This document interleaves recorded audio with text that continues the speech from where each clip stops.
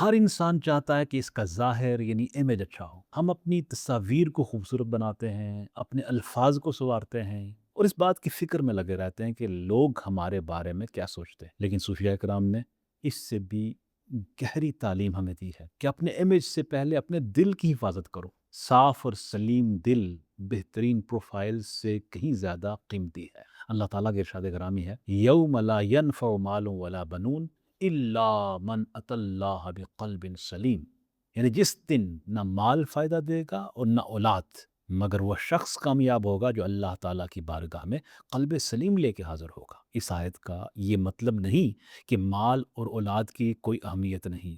جو مال اللہ تعالیٰ کی رضا کے لیے صدقہ، خیرات اور بلائی کے کاموں میں خرچ کیا جائے، اور جو اولاد ایمان، اچھے اخلاق اور نیک اعمال پر تربیت پائے، اور اللہ تعالیٰ کے فضل سے آخرت میں انسان کے لیے باعث اجر، نفع اور صدقہ جاریہ بنے گی۔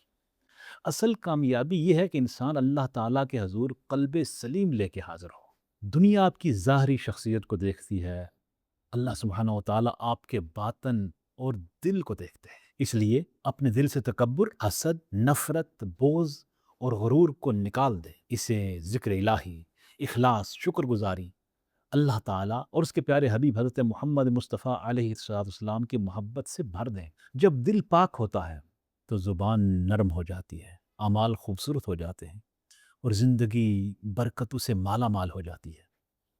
اپنے دل کی حفاظت کیجیے، کیونکہ یہی آپ کا سب سے قیمتی خزانہ ہے۔